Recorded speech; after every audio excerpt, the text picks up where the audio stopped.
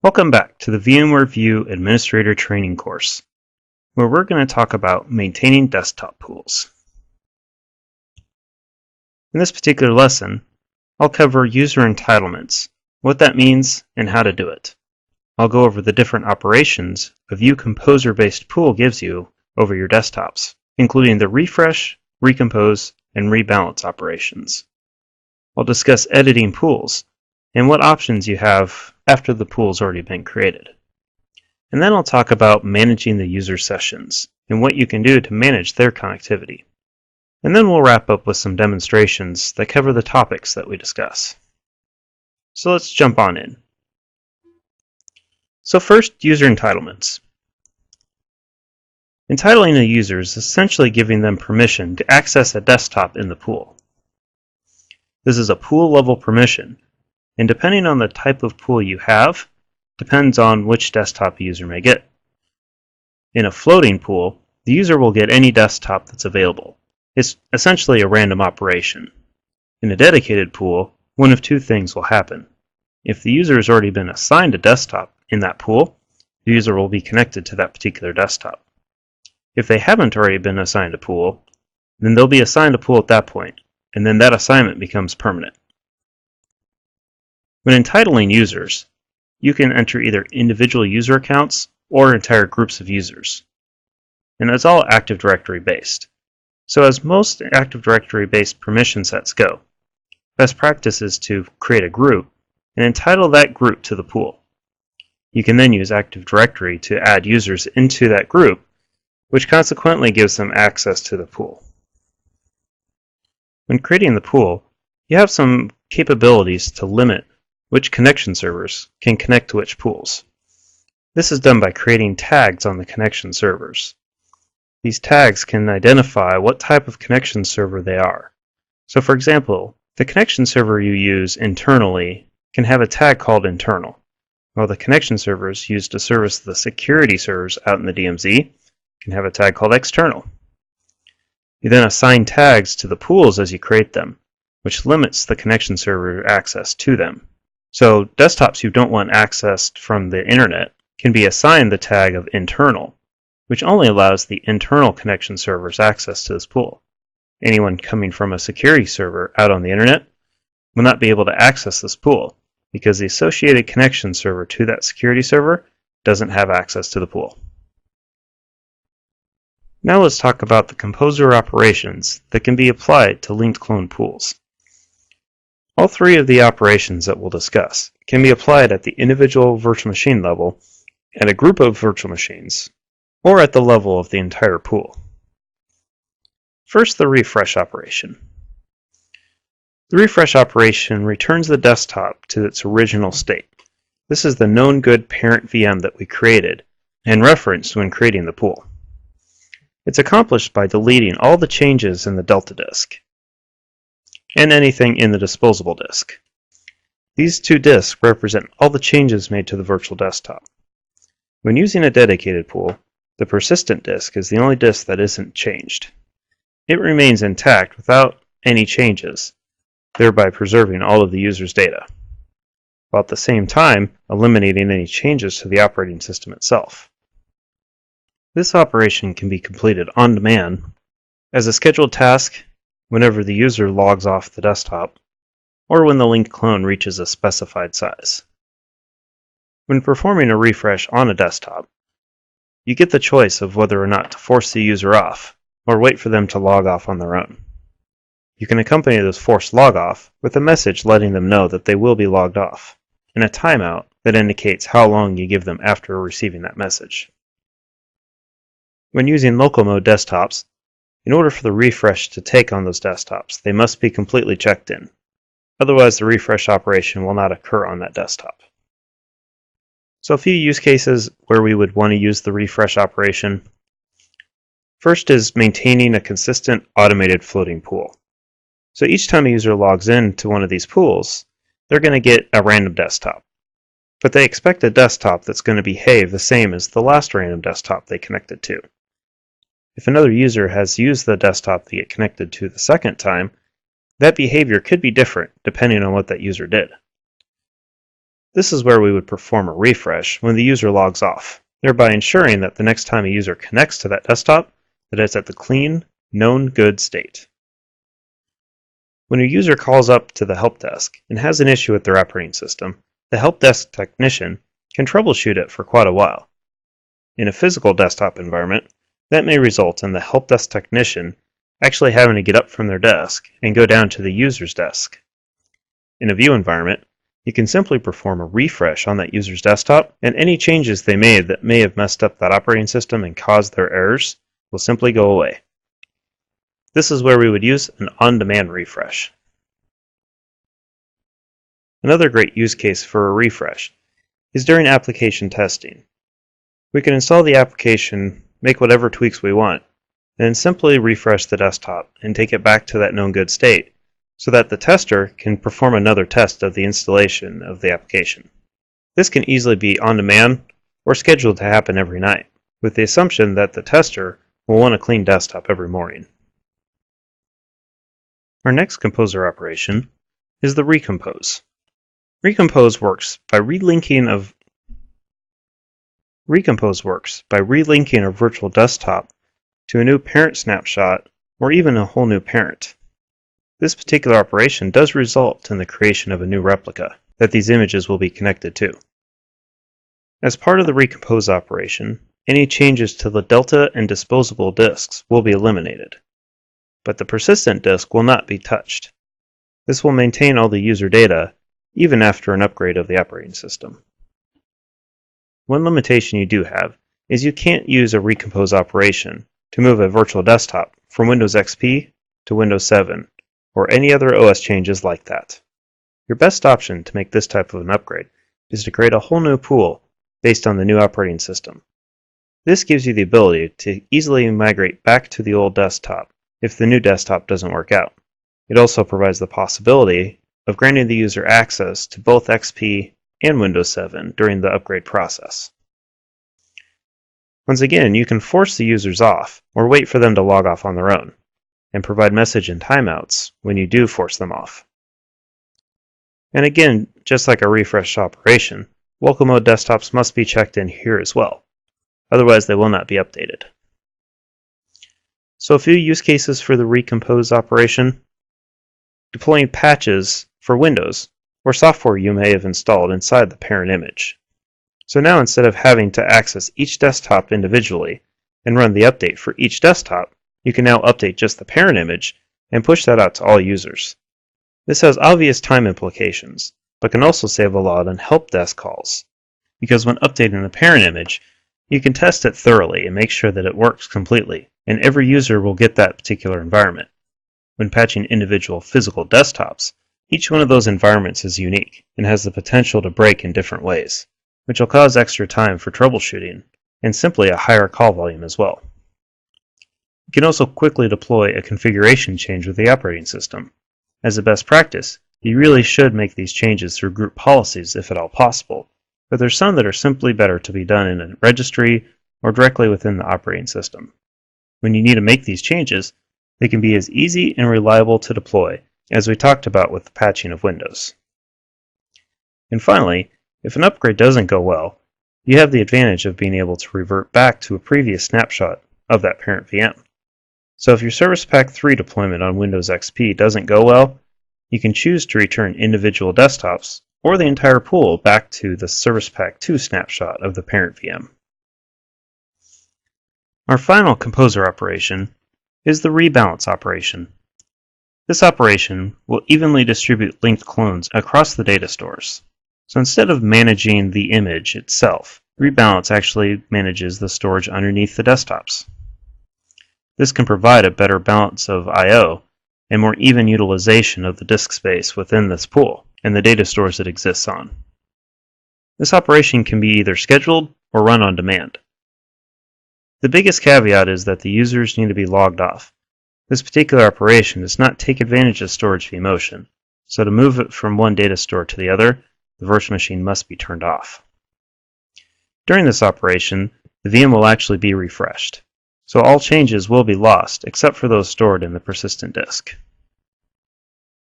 So when would you use rebalance? Well, let's say you have two data stores, and both data stores get filled up, let's say to 80 or 90%. So you decide that you need to add a new data store to the pool. After adding the new data store, you'll have two data stores that are practically full and one that's completely empty. In order to quickly gain the advantages of having this third data store, you can schedule a rebalance operation to occur at night after all the users are logged off. For the second scenario, let's consider three data stores, two of which are set to an aggressive overcommitment setting, but the third one, for some reason, was missed and is still set to no overcommitment. This will obviously create an unbalance in the utilization of the three data stores. When this is discovered, and the third one is set to an aggressive overcommitment, you can go in and perform a rebalance operation and migrate some of those VMs over to the third data store, which will now accept more VMs. Now let's talk about editing your pool after it's already been created. First of all, you can adjust the pool size. Maybe you realize that you didn't create enough desktops in the pool, or maybe you're growing the pool over time and decide it's time to increase it. Or maybe you didn't properly anticipate the spikes that you would have of user connections at once. So you need to go in and adjust the number of spare desktops that are available. All these can be done by editing the pool. If you create a manual pool, you can also go in and add or remove desktops from that pool. To use our scenario from the previous lesson, we have an IT admin pool that currently has two desktops that were manually created and added into the pool. If the company hires a third IT administrator, we need to add another desktop into that pool. So we can create that VM and then add it into the pool by editing the pool settings. We can also enable or disable the pool. This could be done during maintenance windows, where you don't want any users in your system at all. You simply disable the pool, and no connections will be allowed until you re-enable it again. You also have the option of going in and enabling or disabling provisioning. This can be useful when you need to do maintenance on the host servers and don't want any new desktops to be created, or if you want to be able to thin out the pool so that you can perform an upgrade of View and affect the minimum number of people as possible. Disabling provisioning doesn't prevent users from connecting, it simply prevents View from creating any new desktops into that pool. All the settings we define while creating the pool can be modified, other than this list of exceptions. The pool type. Once we create an automated floating pool, we can't change it to a manual dedicated pool. This would require the deletion of the current pool and a creation of a new pool in its place. The pool ID itself is used as an internal identification within View, so changing it isn't a good idea. Whether or not you chose to use a persistent or disposable disk during the creation of the pool, you can't go back and make changes to that either. And when creating a linked clone pool, make your quick prep or sysprep choice wisely, because you can't go back and use the other one after the fact. So once we get users connecting to our pools, how do we manage them? Our first option is to disconnect a session. So when we have a user connected, we can actually sever that connection to the desktop. Now that session will remain active, and the user can reconnect to it, unless we've set the automatically log off after disconnect option, in which case the user will immediately be logged off after that disconnect occurs. This operation can be useful if we set our disconnect time too high, and we end up with a lot of stale connections, or if we want to disconnect users from the system so that we can do maintenance, but don't necessarily want to destroy their VMs. An administrator can also log off a session, which both logs off and disconnects that user session.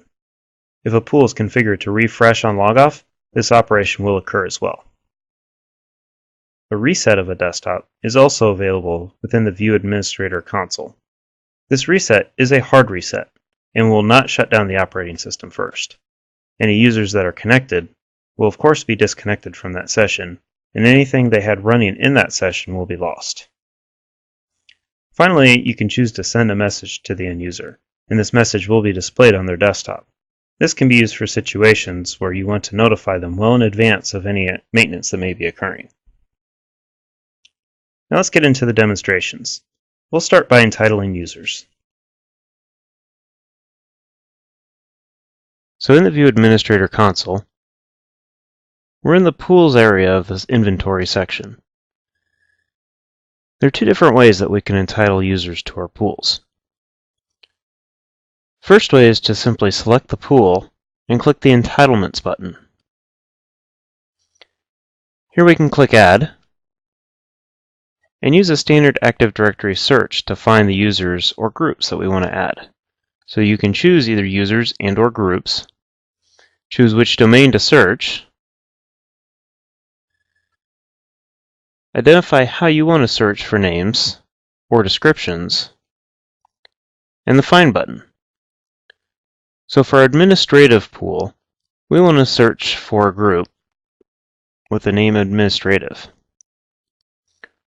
So by clicking Find, we'll see that there are 3 different users or groups that match our search term.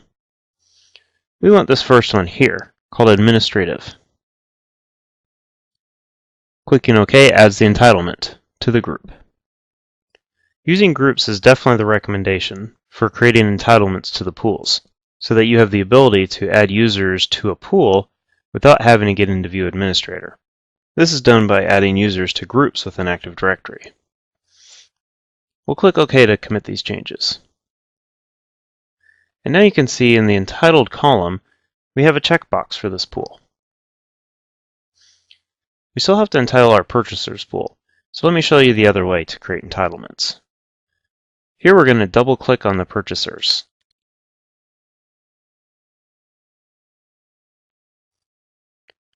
You will see that there's a warning here that says that we haven't entitled anyone to this pool. It doesn't make much sense to have a pool with no one to be able to use it. So we'll go ahead and use its advice and click the Entitlements button. And now you'll see the same wizard that we used before. So here we'll go ahead and add, and search Active Directory for the word purchase. Clicking Find will show us that there's a single group named purchasers, which is the group that we want. So we'll select it and click OK, and click OK a second time. Now our warning has disappeared. Clicking the Entitlements tab is a third way to manage our entitlements. Here you can see we've got a list of entitled users and groups. By selecting a given user or group, we can choose to remove that entitlement. We can also access the Add Entitlements wizard from the screen. Now that we've entitled some of our users, let's go ahead and test to make sure that they can access their desktop.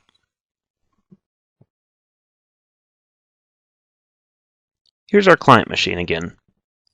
To access our View environment, we simply double-click on the VMware View client. Now the behavior of the VMware View client can depend on the configuration of the end-user device. When using thin clients, the View client itself will usually be configured to automatically start once the device loads, and usually without any sort of an operating system shell. So you wouldn't see a start menu or a taskbar, you'd simply see this login prompt. When repurposing a PC, we have a couple options. First, you can go with essentially what we have here, which is a full Windows environment with a shortcut to the View client. This Windows install could be a general purpose operating system for browsing the web and other things like that, or it could be locked down so that we have very little access to anything in the operating system. We can also replace the Windows shell with the View client, providing a thin client-like experience where you don't see Windows, you only see the login prompt. You'll notice that the connection server field is already pre-populated with ViewCon01, which is our View server. This could be from a previous login with the View client, or it could be something that could be pushed through group policy. Of course, to push it through group policy, the end-user device must be a part of the Windows domain. So we'll go ahead and click Connect, where it's going to prompt us for a username and a password. We're going to log in as Laura, who is a member of the administrative staff. Laura's been entitled to the administrative pool, which we see here. This is because she's a member of the administrative group that we entitled to this desktop pool. So Laura's going to go ahead and connect to this desktop.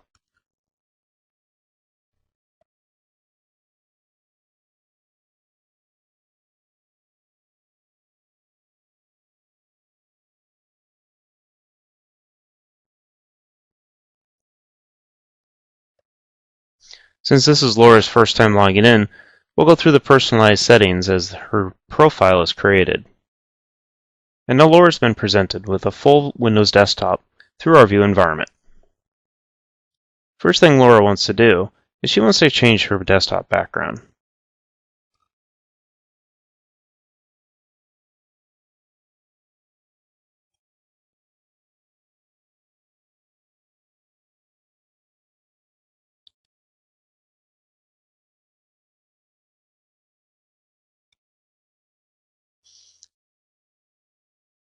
She also wants to eliminate the Windows Media Player shortcut on her desktop.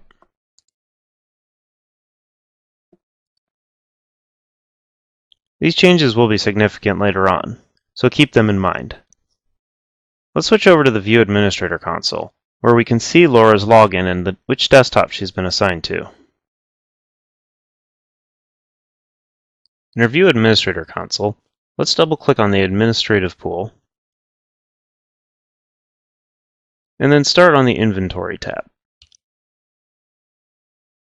Here we'll see Laura has been assigned Admin 02 DT, and that she is currently connected.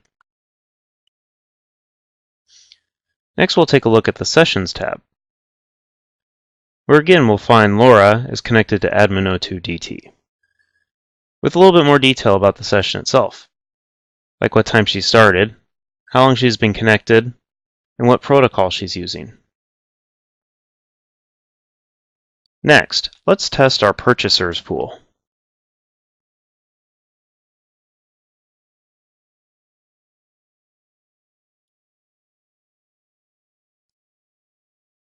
Back at our client machine, let's launch the View client once more.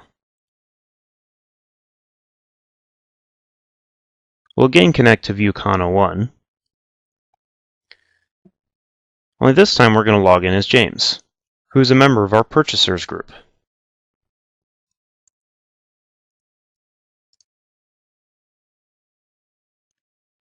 James is indeed entitled to the Purchaser's desktop pool, as we can see here. So we'll go ahead and double-click on that.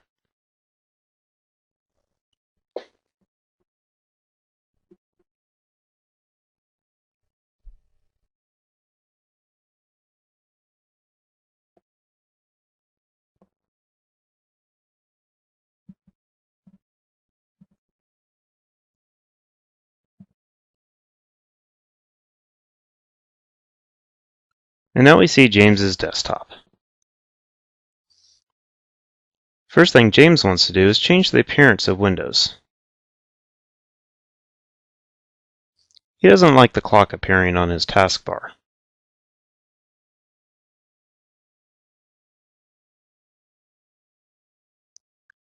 And he too wants to change the desktop background.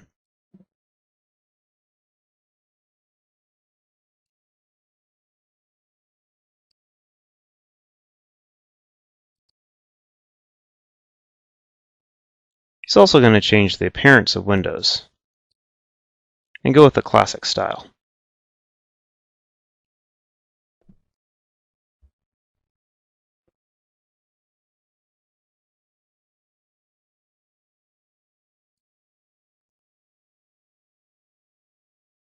As a purchaser, James uses the calculator on his computer a lot, so he's going to add a shortcut to the calculator onto his desktop.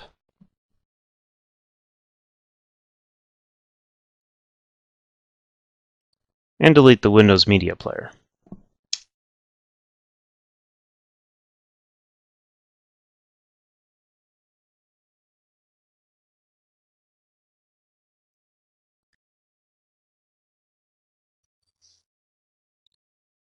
He's also going to add a shortcut to Paint to his Start menu. Again, these customizations are going to be important later on as we do our Composer operations, so keep all these changes in mind.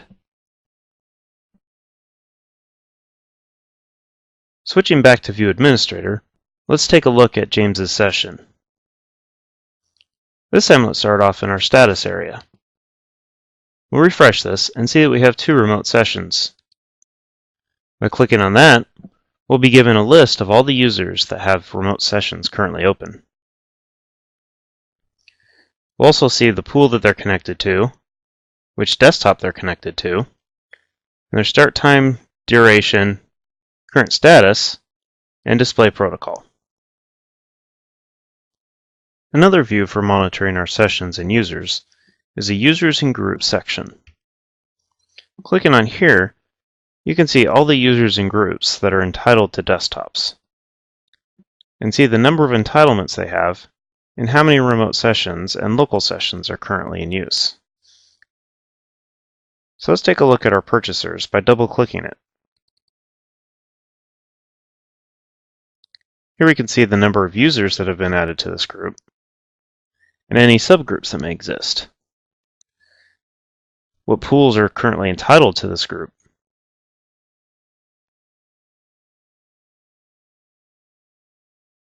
Using the Find Desktops wizard, we're able to see all the desktops that have been assigned to users.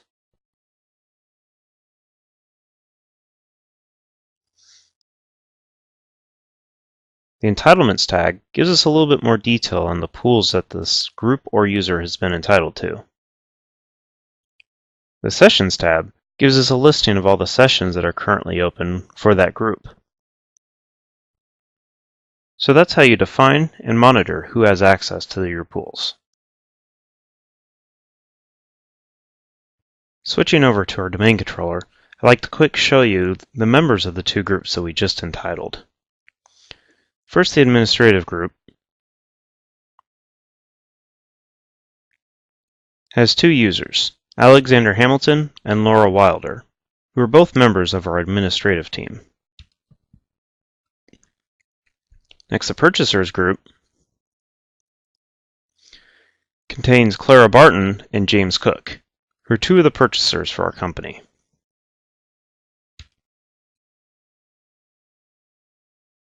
So that'll finish up the entitling users demonstration. Let's move on to the next demonstration, where I'll show you how to do a refresh of a desktop pool.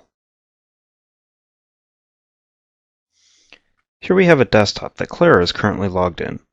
Clara is one of our purchasers and is logged into her desktop remotely through VMware View. You can see she's made several customizations to her desktop. First, you'll notice that the color scheme is using a silver theme. Next, notice the icons on her Start menu. She's enabled the Quick Start menu on her task tray, and her desktop is awfully clean. She's eliminated all icons, except for the recycle bin up here in the top right corner. Clara's desktop has started to grow a little out of control, so we as View administrators want to refresh her desktop to take it back to the smallest known good state. So let's switch over to our admin console. Looking at our View Administrator console, you'll see that Clara is logged into the Purchaser 02 desktop, and that she is currently connected to this desktop. To refresh the desktop, we simply click on this View Composer button and select Refresh. So here in the refresh screen, we can configure how the refresh is going to occur. First, we can find the date and time in which the refresh will occur. Next, we can choose whether to force users to log off or wait for them to log off on their own. Waiting for the user to log off is obviously less impactful on the user, but in this case we're going to force them off, so we can witness the process of refresh in action. We can also choose whether or not to stop at first error. This could prevent a possible outage for the end user, but doesn't mean that the refresh wouldn't occur still. The final section shows us the information that will be displayed to the end user when forcing them to log off.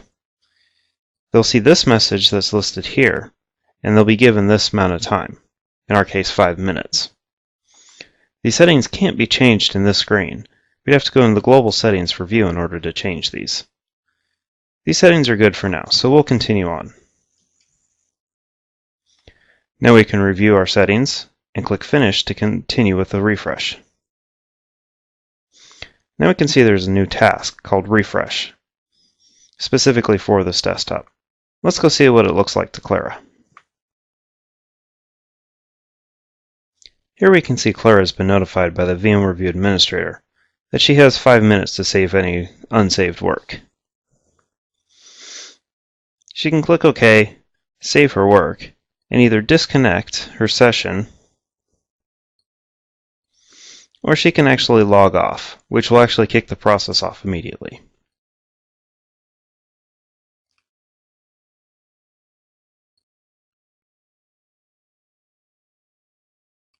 Once Claire is logged off, we can refresh the screen and see that it's actually already gone into maintenance mode. Let's see what this looks like in the vSphere client. Here in the vSphere client, you can see that the O2 desktop has had a revert of its snapshot. Vue keeps a snapshot of any system that's quick prepped at the time at which it completes the quick prep process. This allows for a quicker refresh by simply going back to that point in time. The copy file task is Vue creating a new copy of the disposable data disk. Looking back in Vue Administrator, after we do a refresh, you can see that Claire's desktop is now provisioned, with no tasks left on it. So let's go ahead and have Claire reconnect to her desktop.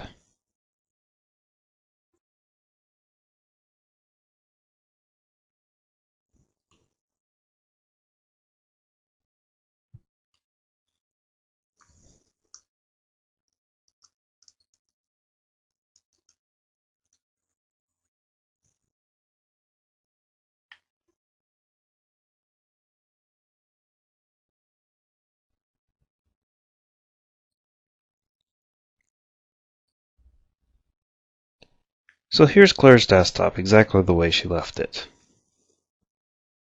You may be asking, we just did a refresh, why have all of her settings not been wiped out? Remember, when we created the purchaser's desktop pool, we used the persistent data disk, which all of Claire's settings have been redirected, thereby maintaining her persona from one session to the next. We'll talk more about the persistent disk in a later lesson.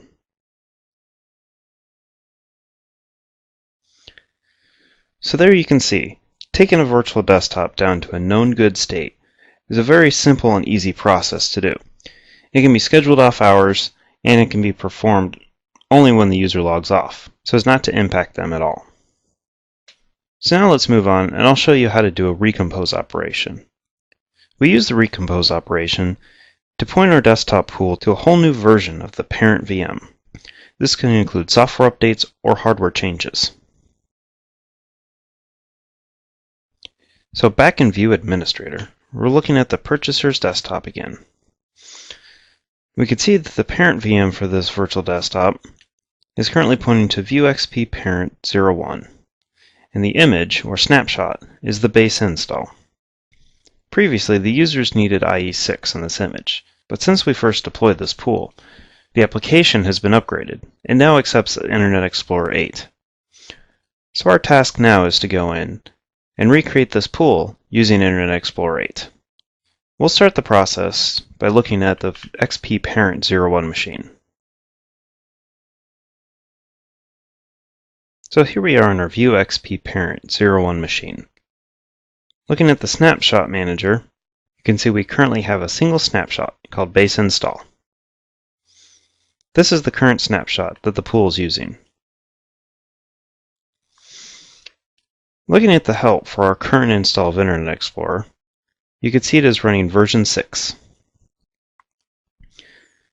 And we currently are prepped to install Internet Explorer 8. So let's go ahead and continue with that install.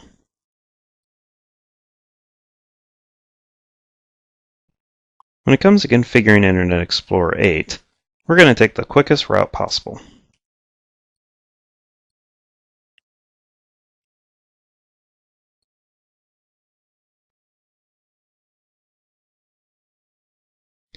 And we'll go ahead and restart, completing the installation.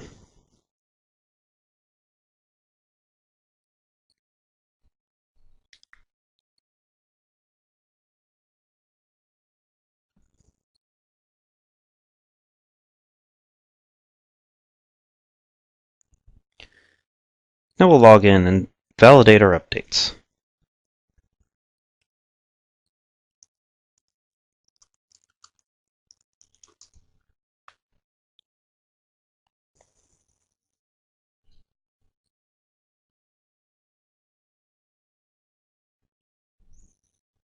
Now launching Internet Explorer,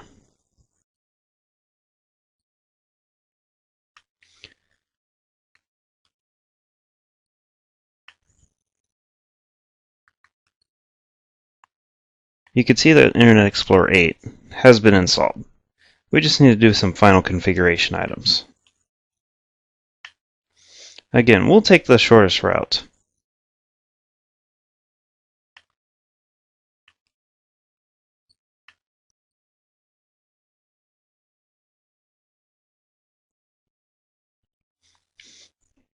And we've installed Internet Explorer 8.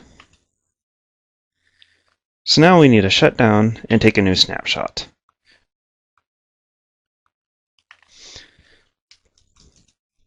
But the first thing I do before shutting down and taking a snapshot of my parent VM is I release the current IP address and I flush the current DNS cache.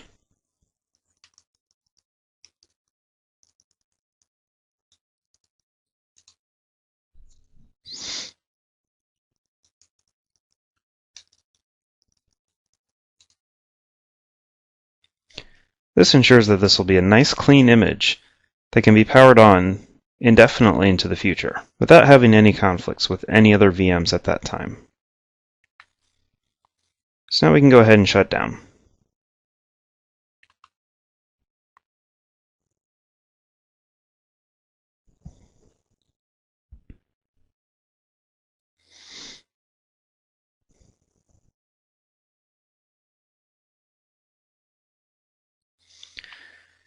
Now we can take our snapshot. Again, we only have a single snapshot right now, called base install. So let's take a new snapshot. The naming of a snapshot is always debatable, and usually depends on the naming standards within the organization. I don't advise any particular name for your snapshot, but I do advise coming up with a pattern that you can use over and over again. In this case, I'm simply going to name the snapshot based on what I did right before taking the snapshot.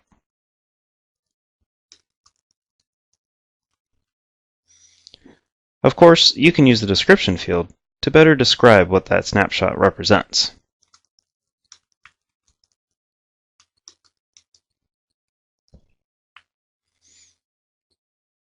We'll go ahead and click OK to create the snapshot. And now that our snapshot is complete, we can see that we've added our new snapshot here. We no longer need this VM, so we'll go ahead and close this console and switch back to our View Administrator. And here we are again, back in View Administrator. We'll go ahead and scroll this window on up so we can see our View Composer button. Clicking that gives us the option to select Recompose.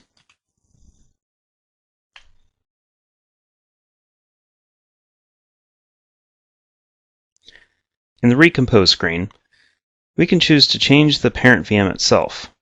But remember, when using Recompose, we need to make sure to stick with the same operating system version. So we can't change this to a View 7 parent 01. We must stick with something that is XP based. Currently selected is the base install, which of course is the current snapshot that this pool is using. But we want to go ahead and migrate to the IE installed snapshot. So we'll select that. We'll also leave the Change Default Image for New Desktops checked. This will ensure that any new desktops that are deployed from this pool will use this new snapshot as well. Our Snapshot Details button gives us a view of the details so we can see the full description. And the Show Incompatible Images would allow us to see any snapshots that may not be compatible with View. Now that we've selected the proper snapshot, we'll click Next. Similar to our refresh screen, we can choose to schedule at a certain time and date of our choosing. We can also choose whether to force users off or wait for them to log off on their own. In this case, we want to force it and see what a recompose operation looks like immediately. We can also choose to stop at first error, which we'll leave enabled. And we've got the same warning prompt that we had with refresh as well. We can review our changes and click Finish.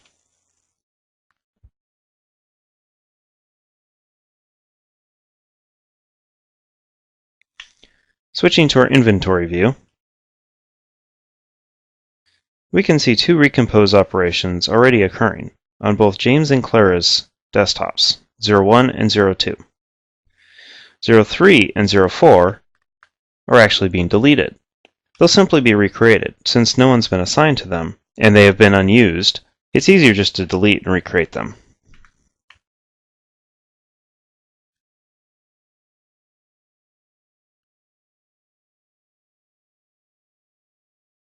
Let's switch over to our vSphere client and take a look at what's happening to the virtual machines themselves. In the vSphere client, our Purchaser 1 and 2 desktops are still in place, but 3 and 4 have already been deleted. Looking down in our recent tasks, we can see reconfiguration and snapshot removal tasks occurring. We also see this clone virtual machine of the VueXP parent. This is the task that will create our new replica. Every time a new snapshot is used within Vue, a clone of that snapshot must be made and will become the replica that all other Vue desktops will be based on. This is a full clone operation to a thin provision disk. No other virtual desktops based on this particular snapshot can be created until this clone operation has completed.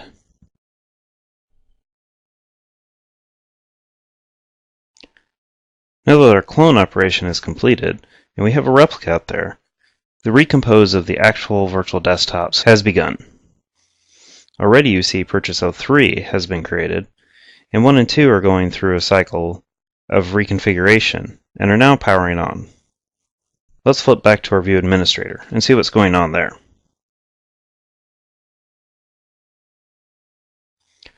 Refreshing the view, we can see that 1 and 2 are currently in a customizing status, while 3 is in the process of being provisioned.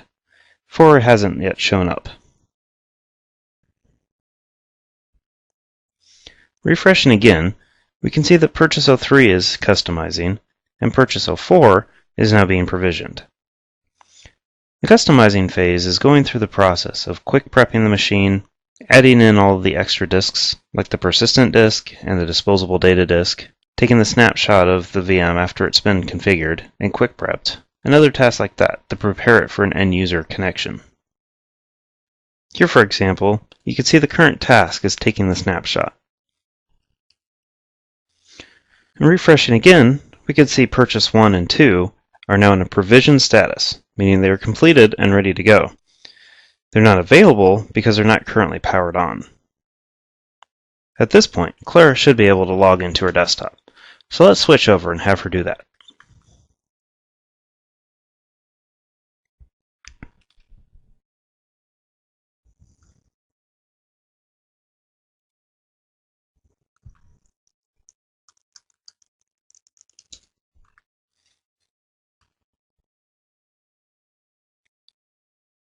Now, due to the fact that that VM is still powered off, the login process may take a little extra time, because right now the VM is actually being powered on, and Clara must wait for that power on process to occur.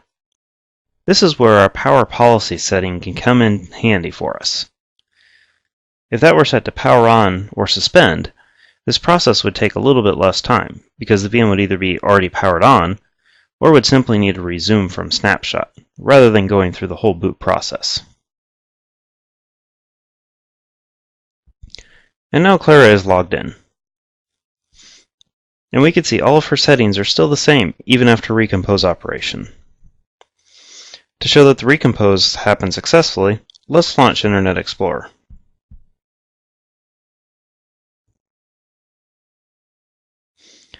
And here you can see that Internet Explorer 8 was indeed installed. And it will ask Clara to go through the Internet Explorer 8 setup wizard as well. This setup is a user-based setup, so everyone will have to go through it. There are group policy settings you can use to suppress this if you'd like.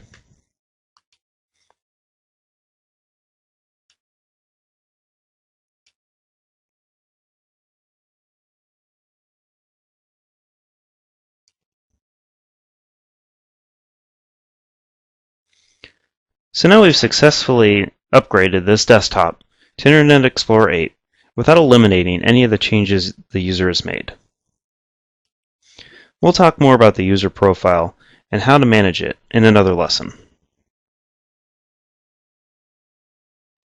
So that's how we can update an entire pool of desktops very quickly with the recompose operation. This operation can be completed on individual or groups of desktops as well, but generally you'll see it used against an entire pool all at once. Next, let's talk about editing pools, where I'll show you how we can make some modifications to the pools themselves. In View Administrator, while looking at the Pools Inventory section, we can simply select a pool and click the Edit button. This will open up the Edit wizard, which is very similar to the Add Pool wizard that we saw in another lesson. The main difference is the choices that are no longer available to us. Like for example, the Pool ID field can no longer be modified once the pool has been created. Let's say we wanted to provide our help desk administrators access to administer this particular pool. We've added a view folder called Help Desk, which we'll use to apply permissions. So let's add this administrative pool to the Help Desk folder. Also notice that we can change the size of the disposable disk. We're no longer able to choose whether or not it's going to be used. In the pool settings, our choices are pretty much the same as they were while creating the pool.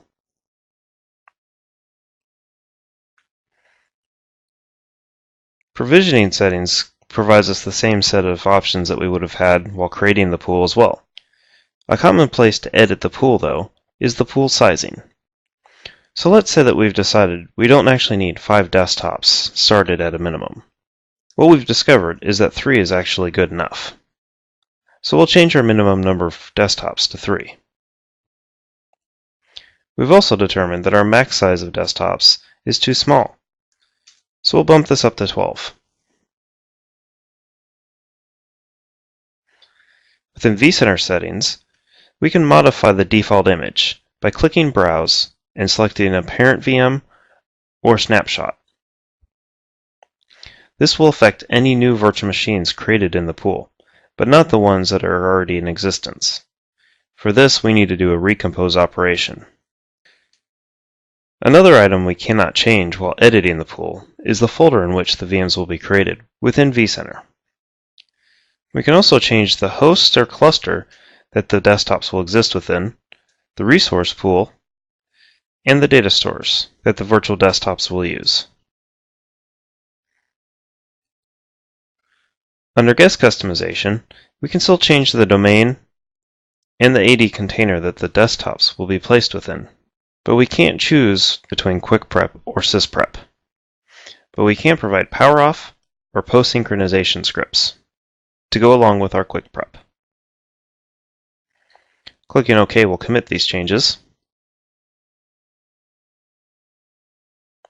And now we've edited our administrative pool. Let's take a quick look at our purchaser's desktop pool, since it is a dedicated pool.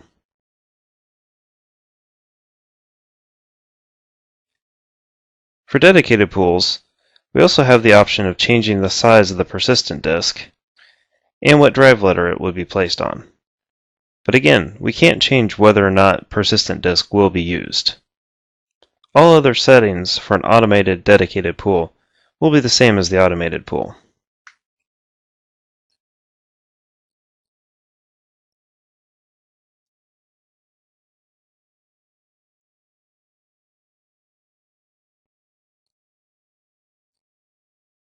Since we didn't make any changes, we'll go ahead and click Cancel.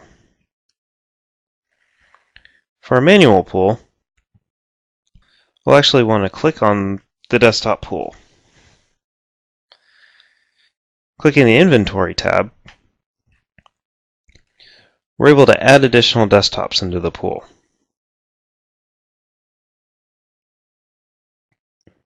Let's go ahead and add in Troy IT, which is a desktop that has been created for a new IT employee that has been hired.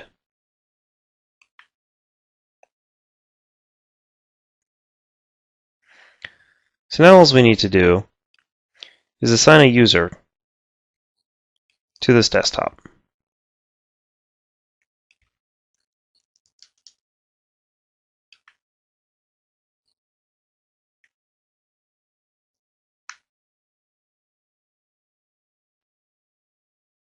Since this user has not been entitled to the pool yet, Vue will automatically add this entitlement, since we've already assigned this user to a desktop.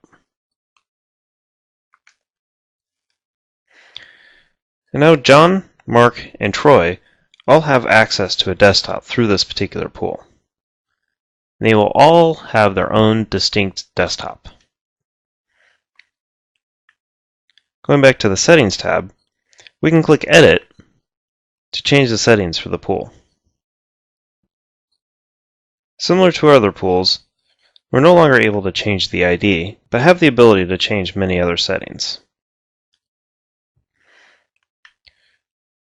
Within Pool Settings, we have the same set of options that we had before. But since this is a manual pool, we don't have any of the other tabs available to us. So we'll go ahead and click Cancel.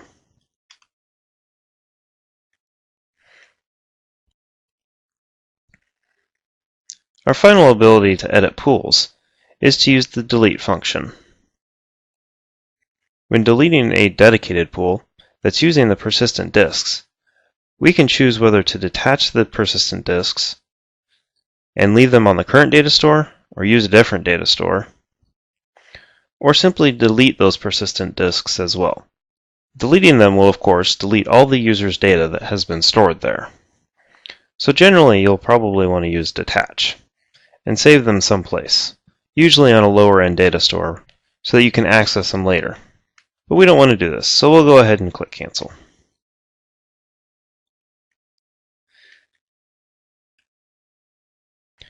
When deleting a manual pool,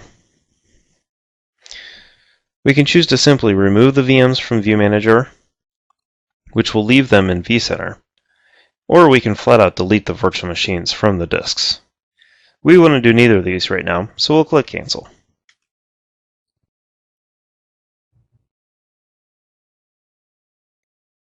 So those are the settings you have available to edit your pools once they're created.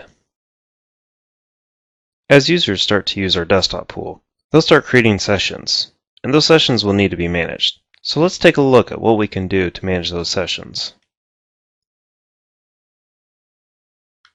Looking at our pool inventory, we can see that the purchaser's desktop pool has 2 remote sessions currently in use. Let's go ahead and click into this desktop pool. And we'll click the Sessions tab.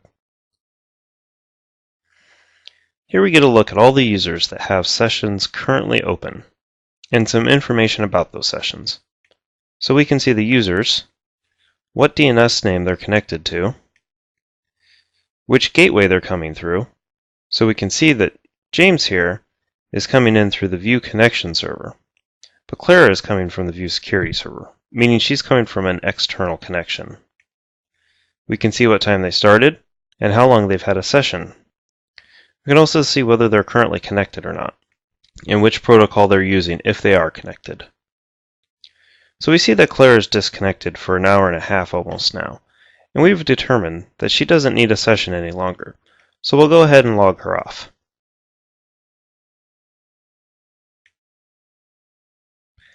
We get a warning that this could take a few minutes, letting us know that we should be patient, and giving us one last chance to cancel the operation.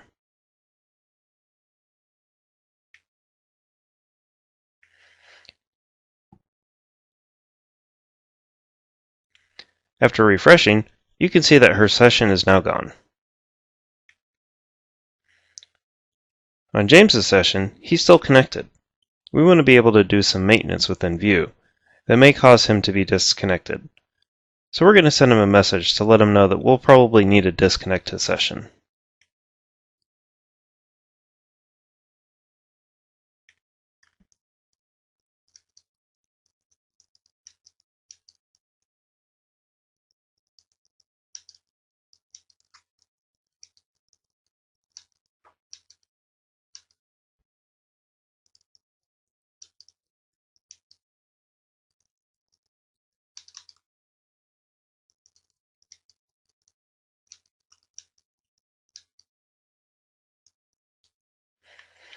we'll define him a message and set it as a warning,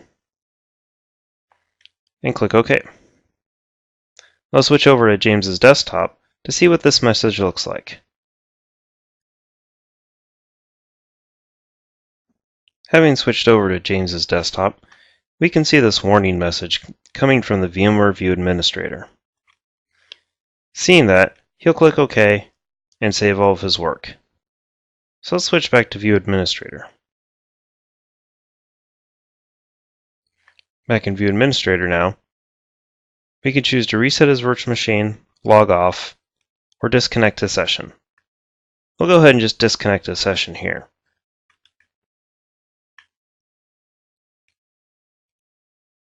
Again, we get a warning giving us one last chance to back out. Let's switch over to James's desktop, where we can see he's already been disconnected from his session. After refreshing, we can see that his session is now disconnected. If there was something wrong with his machine that we were trying to troubleshoot, we can also use the Reset Virtual Machine task, which will perform a hard reset of the virtual machine.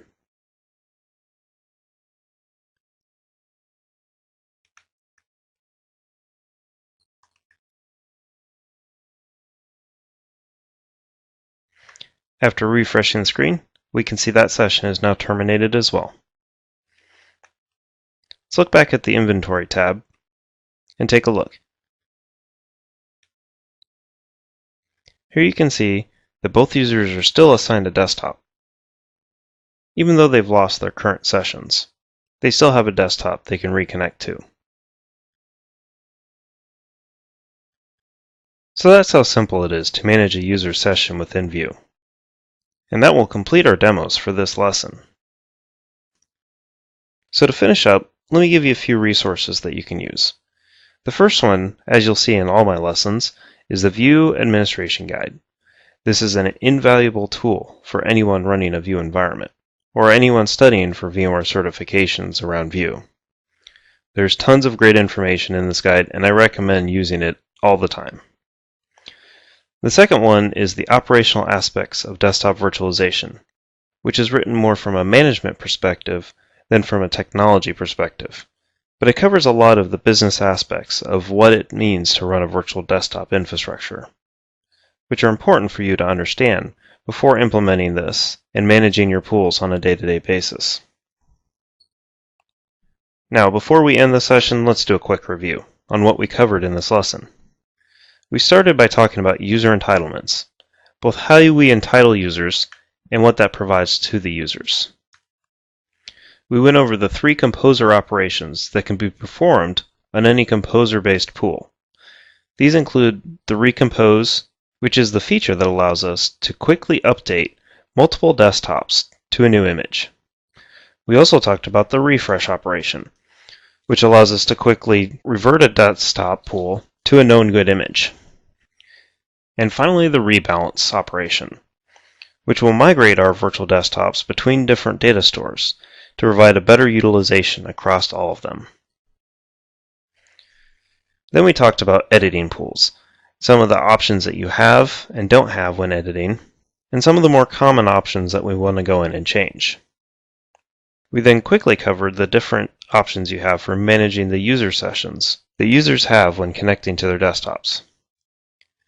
And of course, we did a demonstration to give you a live view of what it looks like within an actual running View environment. So that'll do it for this lesson. Thanks for watching, and we'll see you in the next one.